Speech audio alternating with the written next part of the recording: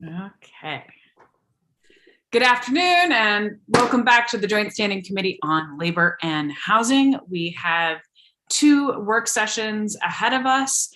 I think we can skip introductions. I think we have the folks who are with us this morning. So I think we're just going to hop right into things. Senator Curry, I don't know if you're able to join us, but we are going to start off on your bill. If you want to turn your camera, and first off, let me just make sure that I have all the right numbers in front of me. Okay, I'm going to open the work session on LD 1966, an act to facilitate access to heating assistance from Senator Curry, and I'm going to kick it over to Mr. Langland to go through. Sure, I will share my screen with you. So this bill requires Maine Housing to adopt rules for the administration of the fuel assistance program that require local program operators and administrators to accept online applications for the program beginning no later than the 22-23 winter season. There were some potential amendments that were discussed at the public hearing. One of them was the addition of an emergency preamble to make the bill effective immediately if enacted rather than the 90 days after adjournment. The other the other amendment that was proposed at the public hearing by someone who testified was to add language requesting that Maine Housing consult with stakeholders prior to the adoption of these rules. There was a question about whether a person has to apply for assistance each year. I think it might have been Representative Prescott. The answer is yes. There's also some documentation that is required, but my understanding is that oftentimes the person applies and then submits that documentation to supplement their application. We don't yet have a preliminary fiscal note, but Maine Housing did say in its testimony it doesn't feel that it needs additional state funding to develop the online application. Thank you so much. Senator Curry, I don't know if you had anything you wanted to add before we jump into our deliberations. I don't have anything more to add. I see you've been dealing with this topic this morning already, and so I was just here to be ready to answer any questions. Sounds great. Senator Guerin. This seems like a very practical, no-nonsense fix to me, and I would move up to pass. Do I have a second? Second. Real quick, before we call the motion, did we want to discuss putting an emergency preamble on the bill at all, or do we want to have it go in as stated? Representative Pepworth? We could certainly check in with Maine Housing, but I would suggest that we make it an emergency measure to give them as much time as possible. Would that be amenable to you, Senator Guerin? I think so. Wonderful. Do we want to hear from Maine Housing before we move this, or do we all seem like we're in a place to go right ahead? I'm going to take the lack of facial expressions. Say, Justin, would you kindly please call the roll on this bill? And the motion is ought to pass, is that correct? As amended with the emergency preamble. As amended. Okay, thank you. Okay, so Senator Daughtry? Yay. Senator Daughtry, yay.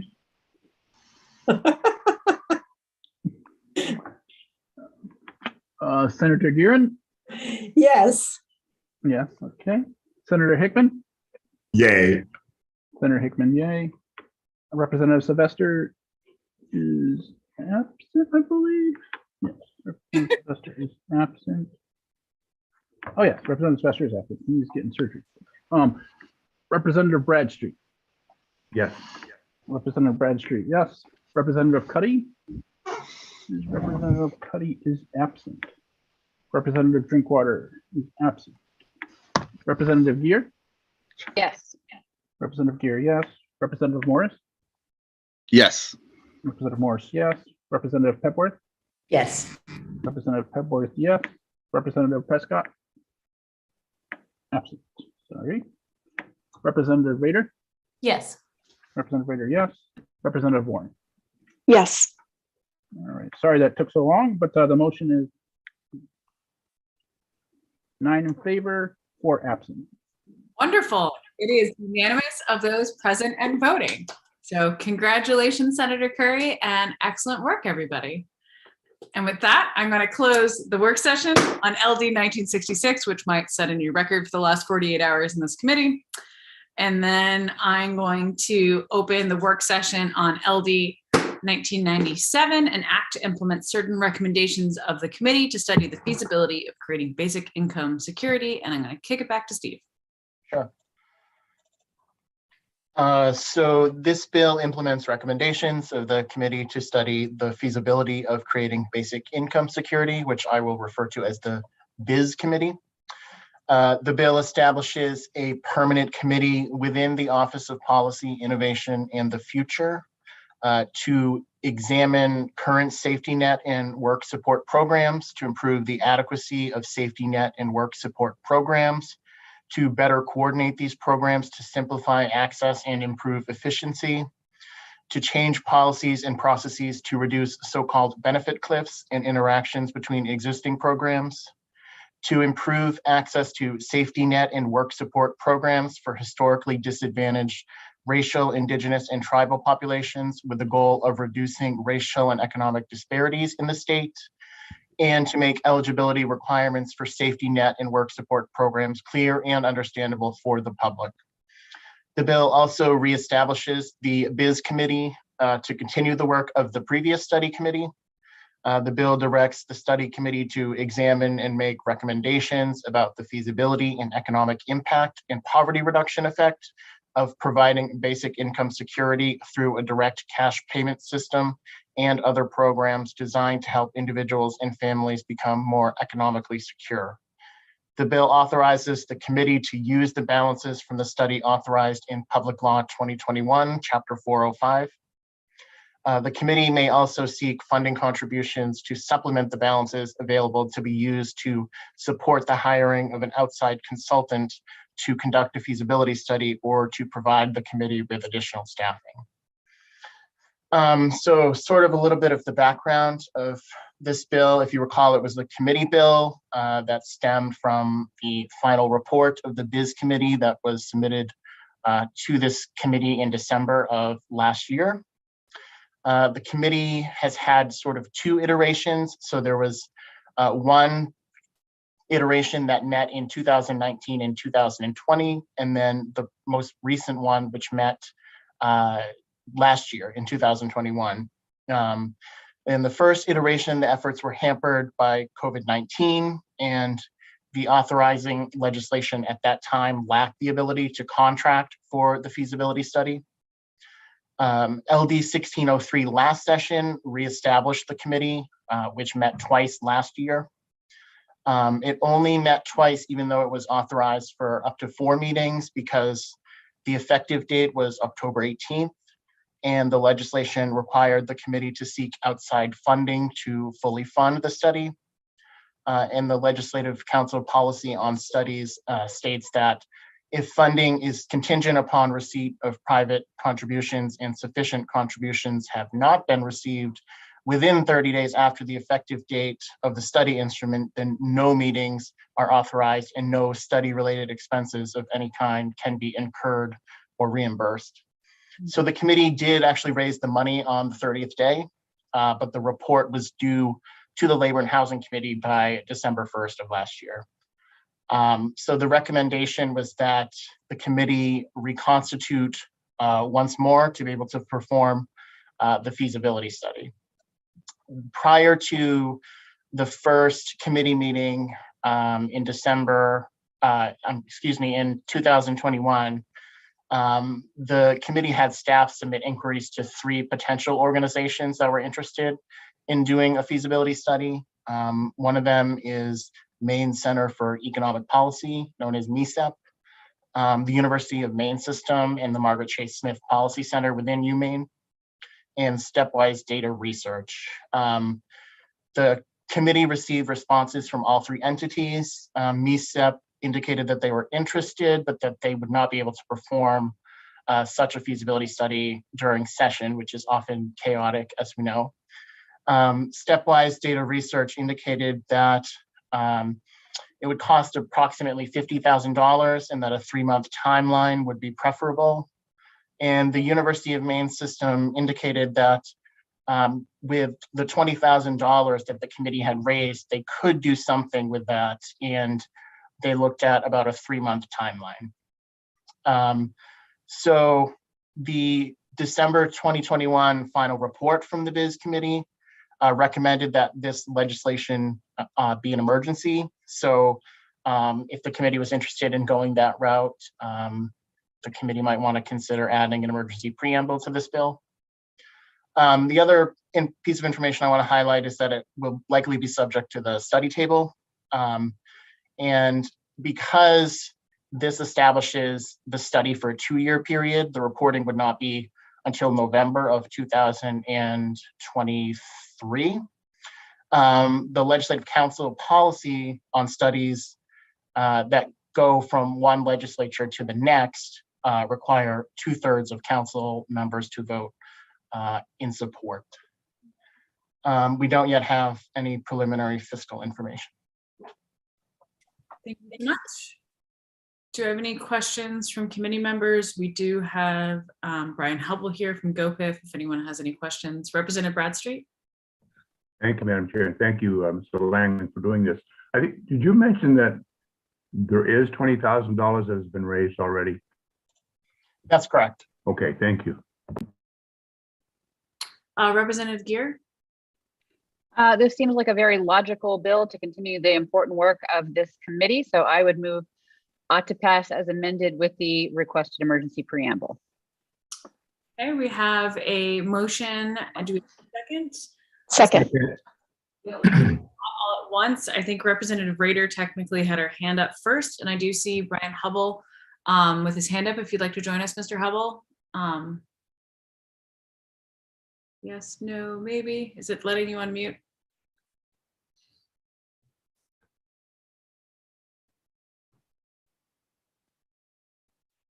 Oh, can you hear us now? Oh, yes, yes. Now I can see you. Hey, everybody. Now I can. And thank you for inviting me. I'm Brian Hubble. I'm policy advisor in the Governor's Office of Policy Innovation and Future.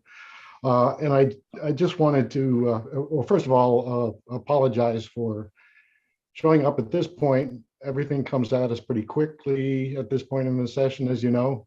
But I did want to just raise a couple of concerns about the bill as it is in relation to our office. And let me preface that by saying that we are totally sympathetic with the effort that the proponents expressed at the public hearing. I think everyone would like to find a way to allow that study to go forward.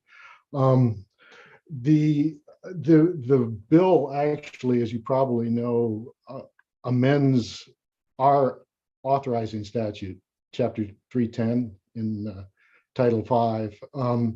And if you look at our statute, you'll find that there really isn't anything else like that in it. Where GoPIF is really part of the governor's office itself. It's not just like part of the executive branch, we're part of the executive department. And really our primary mission is, as you know, is to pursue the governor's sort of long-term policy interests. So it would be unusual to particularly insert, I think, the management of this commission. And I'm not sure it actually sort of helps forward the work that's in progress that way. Again, I'm not suggesting you can't do that to our statute. Senator Hickman, regularly reminds us that the legislature has plenipotentiary powers. I just saying that to insert a policy goal into the governor's own policy apparatus would be unusual. I have not discussed this with the governor at all, and I don't mean anything by that. But the other implication is that we simply, we're involved, as you well know, with some of the biggest issues facing the state right now, the climate and energy work, the opioid response, children's cabinet, workforce development, the implementation of the main jobs and recovery plan with $1 billion worth of ARPA funds, and not least housing, which I don't have to tell you this week is a big and time-consuming operation. It just, and we have a staff that's roughly the size of your committee. So all that's a long way around to say we don't have currently the capacity for this, so that there would in fact be a fiscal note. And I would hate to weigh down what I took to be like a really modest request from the proponents, this bill, just to extend their allocation so that they complete the study within private resources with some sort of outsized fiscal note. So I just wanted to make you aware of that. I think I don't want to tell you which way to go on this bill, because we'll work with it either way. But I would imagine that there's a way to realize the goals and complete that study without modifying our statute and sort of roping us into it. So Mr. Hubble, if I can ask, this kind of reminds me a little bit of what we went through with the Paid Family Medical Leave Commission to find the rightful home for staffing for it to be able to get it to move forward. Do you think it'd be amenable to the administration? And I understand you might not have had all these conversations, but wanting the BIS, or what was the acronym, Steve, that we're using, to go forward, would it be something that we could state if we change the staffing from GoPIF to, I hate ever throwing things towards OPLA or giving OPLA any more work to do, but is that something we could do, Mr. Langland? Yeah, so actually there are two parts to the bill, and they could each stand without the other. So the first part establishes within GoPIF this committee that sort of looks at benefit cliffs and the adverse effects that some recipients of public services could have once they are involved in more than one program. And that would be as drafted within GoPIF.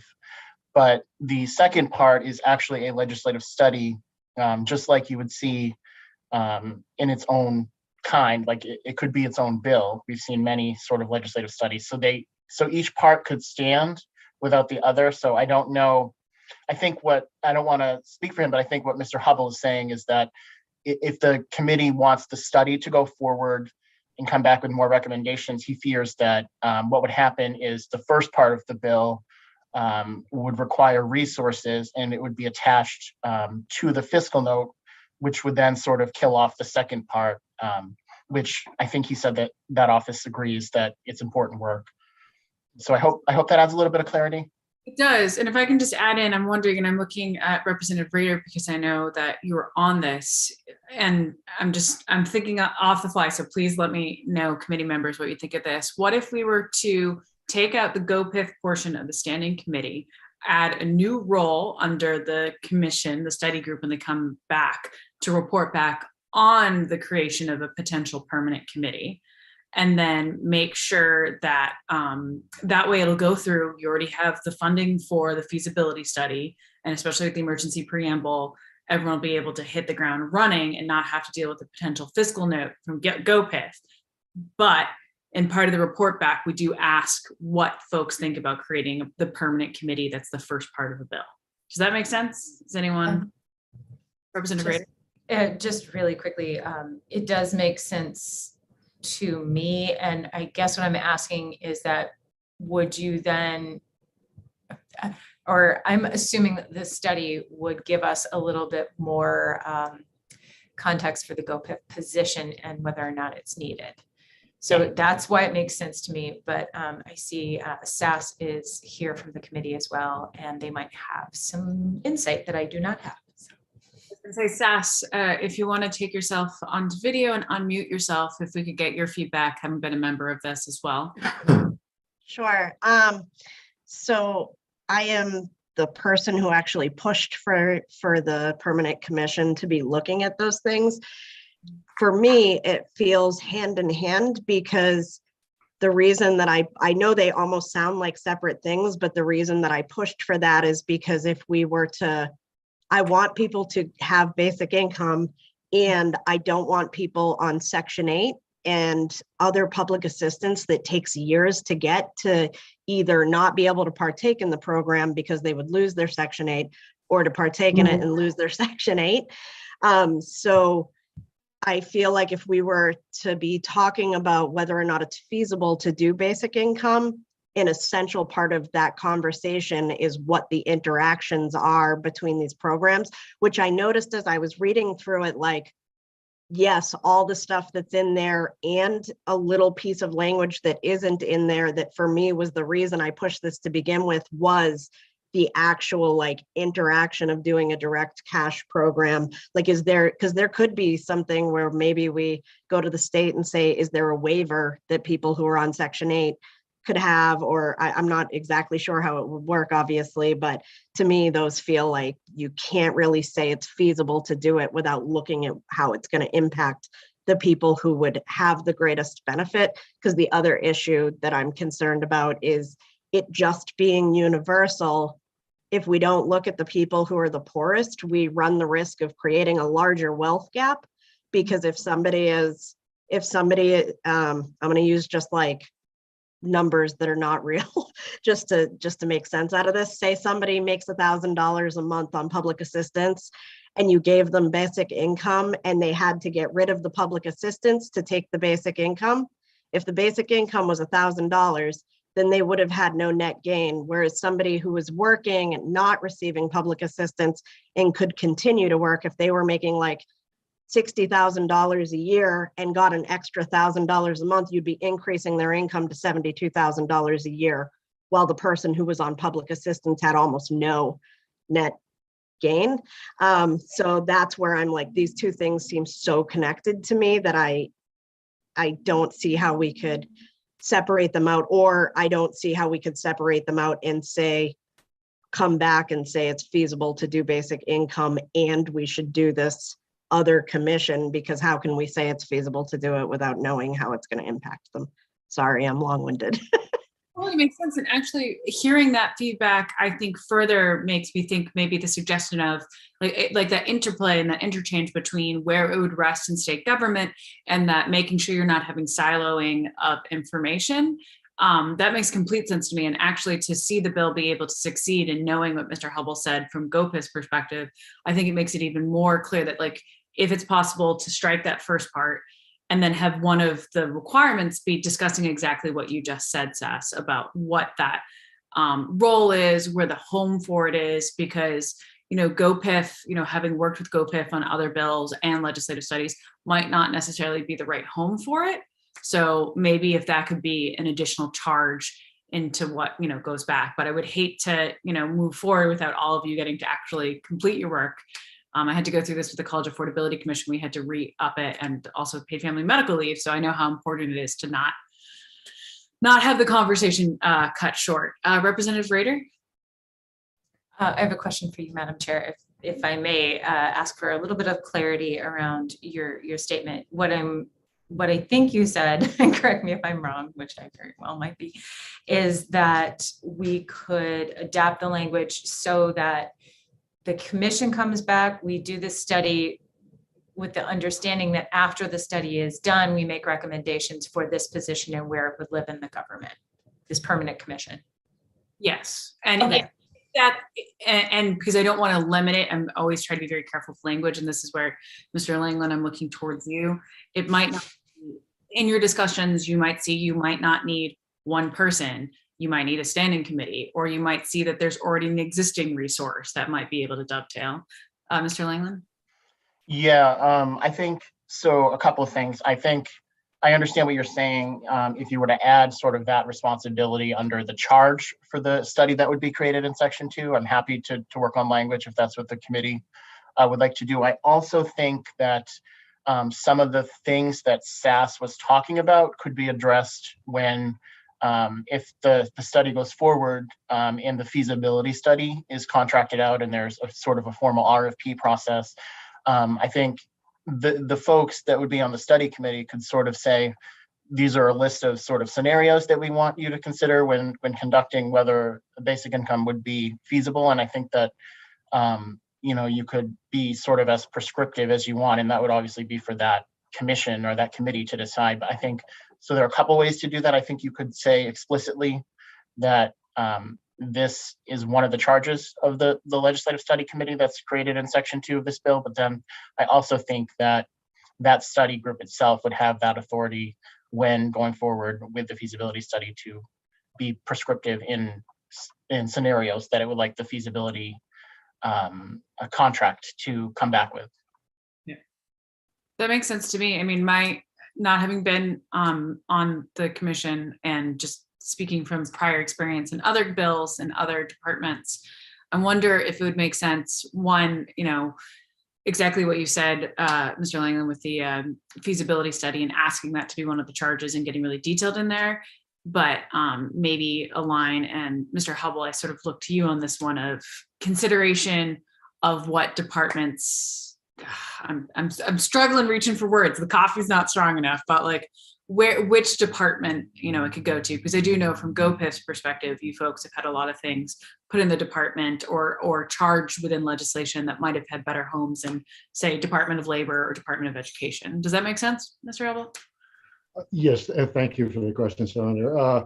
Yeah, I hope you understand, we'd be more than happy to engage in this process, in the study process, to have that discussion. And I think that totally makes sense. I share the reservations. I'm not sure that actually plunking it in GoPIF gets the proponents where they want to get to. On the other hand, this is exactly the sort of challenge that our office is faced with, right? To figure out how to coordinate state policy. So we'd be happy to participate, I think, in that discussion if it goes forward, continues as a legislative study. So would it make sense to say, you know, the study will live within OPA like most studies do, with assistance as needed from GoPIF? Does that make sense for the language? Works for me, thank you. Does that work for Steve?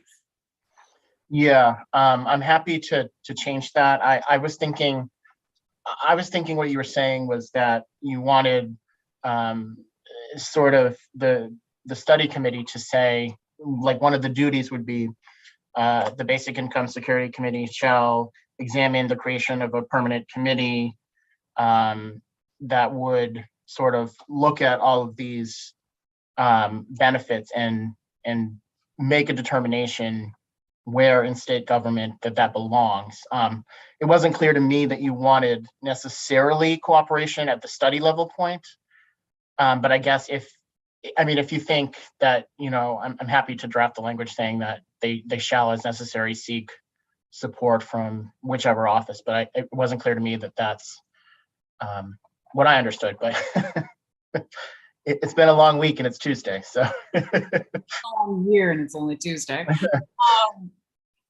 I would just say, for me personally, and committee members feel free to jump in here, I would say, you know, seek outside, you know, I don't want to say counsel, but advice and help from other departments, because I know something like basic income security, you know, you're interchanging with multiple different departments, and like Sass, like you were saying, you know, you want to make sure that you're not doing something to fail before it gets off the, I just see it's pulling from a lot of different areas is what I'm trying to say, but I'm not eloquent enough to get that out of my mouth.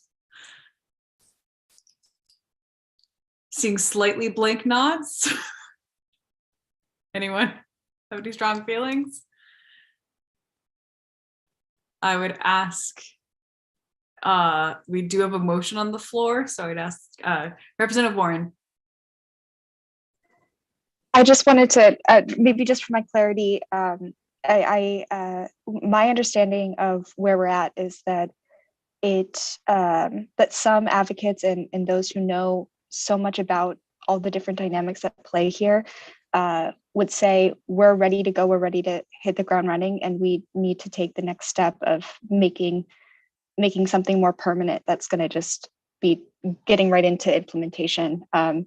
Or I guess considering those pieces of implementation. But what I think we were hearing from Brian is that we don't yet have, for whatever set of reasons, not having the chance to have that discussion or get basically the consent from the governor's office or from GoPIF to be on board with that yet, and for whatever set of reasons. And so it seems like the work of advocates and experts at this point is to kind of continue the work, continue the study, and maybe seek to take information that they have that the study will continue to look into, to kind of organize around this and figure out how to make it permanent and where both the best place is.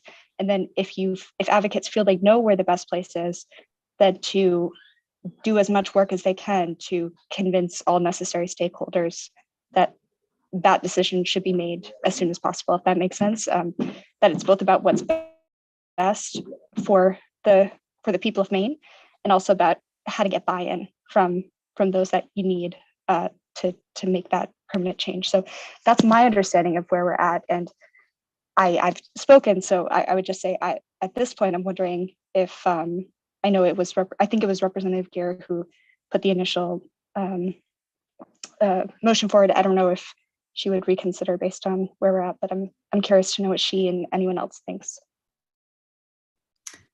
Representative Gear, I don't know if you want to weigh in, and then we have Representative Rader and Steve has his hand up too. So I'm not exactly sure where that leaves us. I was going to suggest making a friendly amendment to my own motion to separate out the two pieces, keep the study going as discussed with the emergency preamble, and then allowing that group to report out a bill in terms of creating something more permanent. And that would be the process that I would suggest.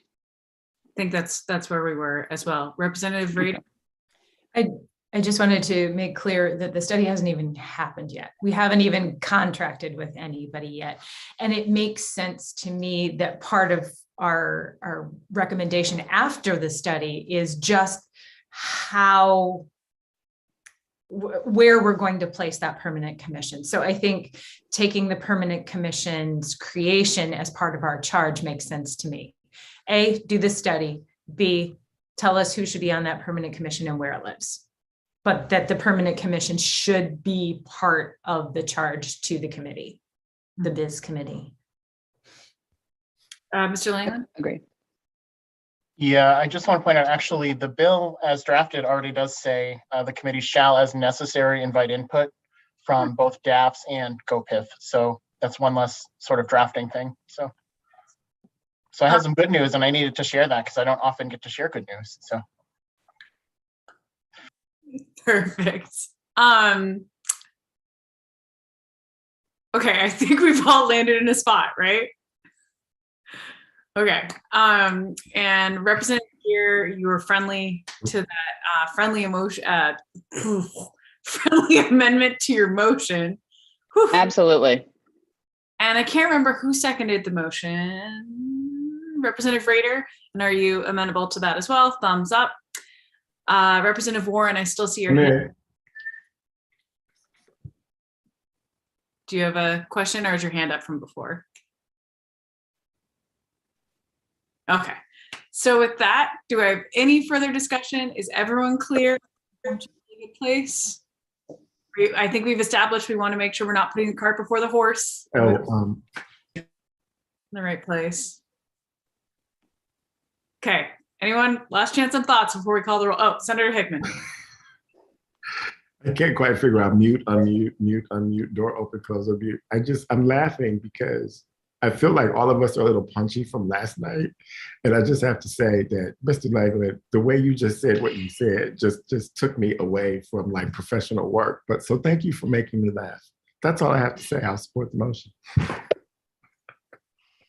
I have to say, I think a very important part of surviving the legislative process is the ability to realize that sometimes all we need to do, and the greatest common point, is a good laugh and a nice smile. So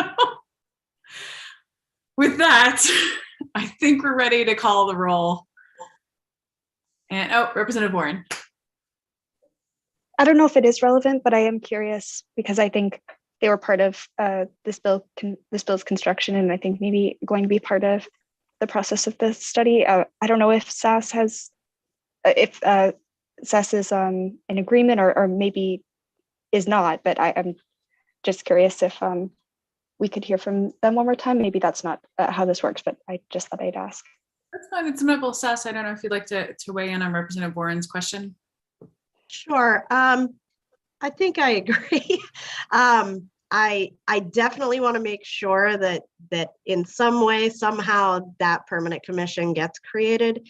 And I think I just really want to make sure whatever we do with the study, like my hope is that we are able to raise up to the $50,000. So I don't know if that wording actually is in the bill, but I want to make sure it's in there because my preference, I'm going to push to I'm hoping that we'll end up with that group that said 50,000 because I know that they're the ones who did all the research. I believe it was for the LIFT report. So it's just very important to me that once this committee actually studies the feasibility, that we are looking at how it's going to impact poor folks. That's my thing. That's why I'm in this. So, and making sure that we're not just giving more money to people that don't need it and being like, sorry, poor folks, you're in the dust. So as long as what we're doing doesn't do that, then yes, I am on board. I think this sounds right. Perfect. I would add that I think what we've discussed makes it better able to achieve those charges in a streamlined and effective manner. So hopefully that answers your question, Representative Warren. Thank you. Thumbs up. Thank you, Sass. And with that, I'm going to have Justin call the roll. Senator Daughtry. Yay. Senator Daughtry, yay. Senator Guerin. No. Senator Guerin, no. Senator Hickman. Yay. Senator Hickman, yay. Representative Sylvester's absent. Representative Bradstreet. No. Representative Bradstreet, no. Representative Cuddy's absent. Representative Drinkwater's absent. Representative Gear. Yes. Representative Gear, yes. Representative Morris. No. Representative Morris, no. Representative Pebworth. Yes. Representative Pepworth, yes. Representative Prescott is absent. Representative Rader. Yes. Representative Rader is yes. Representative Warren. Yes. Representative Warren is yes. So we have 6 in favor, 3 not in favor, 4 absent. Sorry.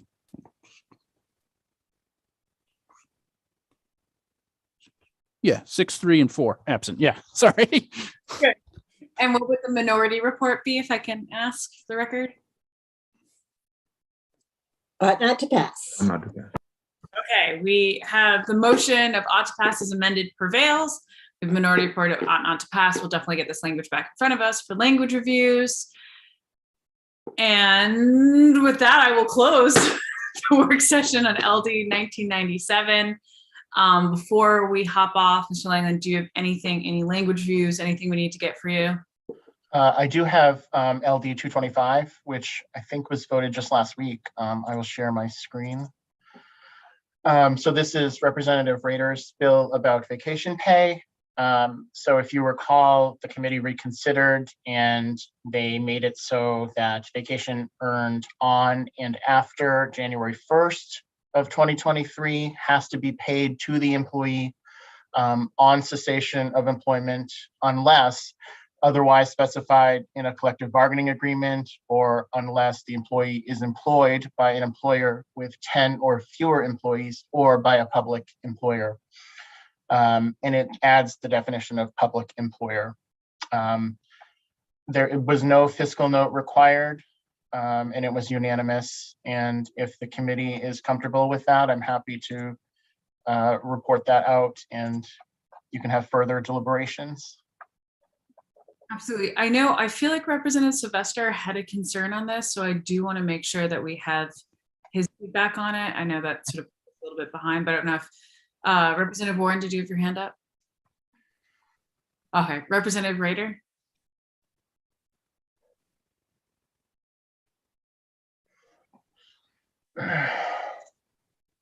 Sorry, I did get an email and there was questions about the language. Hang on. I think you received the email from John Kaczynski yesterday. I did not receive an email. Okay. I did receive an email from him on another bill with language concerns, but I don't know. Did you receive an email from BJ McAllister? I did not.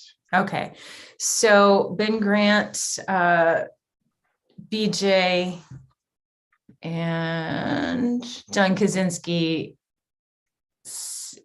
section 1, they wanted the section 1 to read as this. It was just a tiny little syntax thing. An employee leaving employment must be paid in full no later than the employee's next established payday. Any overcompensation may be withheld if authorized under 635, and any loan or advance against future earnings or wages may be deducted if evidenced by a statement in writing signed by the employee. Whenever the terms of employment or the employer's established practice includes the provisions for paid vacations, all accrued vacation pay must be paid to the employee on cessation of employment. Unless the employer has 10 or fewer employees or is a public employer. Nothing in this section shall be interpreted to diminish the right to vacation pay on cessation of employment that may exist under a collective bargaining agreement covering employees of a private or public sector employer. Say that 5 times fast. Sure. So I think the only change was the all accrued vacation pay must be paid to the employee. And there was striking has the same status as wages earned, and striking otherwise specified in a collective bargaining agreement or if. And adding, I can put this in the chat. Hang on. Maybe we need to further communicate on this and bring it back to the committee again. I should say that this does look a little bit different than how I originally drafted it, based on internal review and revisor of statutes review. So I don't know. I don't think that they have seen this because I have not shared it with anyone. Okay. So I'm happy to send, so now this is public, I'm happy to send it to you and you can forward it to them, and any concerns that they have, they can certainly get in touch with me. Sure. And I also, with the change, I want to make sure that the chamber is still on board and everybody is still in agreement that this is workable for all parties involved. Okay, so we'll table this one for now. Thank you. Circle back on that. Any other language reviews? Well, now I'm too scared. No, I don't have any. That's all I had, so. Okay, well, with that, we'll get that work done on that and bring it back before the committee when we're hopefully well rested, well caffeinated, and a little bit more zen. But hopefully just as punchy. No, just kidding. With that, thank you, everyone. I'm really glad to be ending in the daylight. Hopefully see you all tomorrow in person. Excellent work, and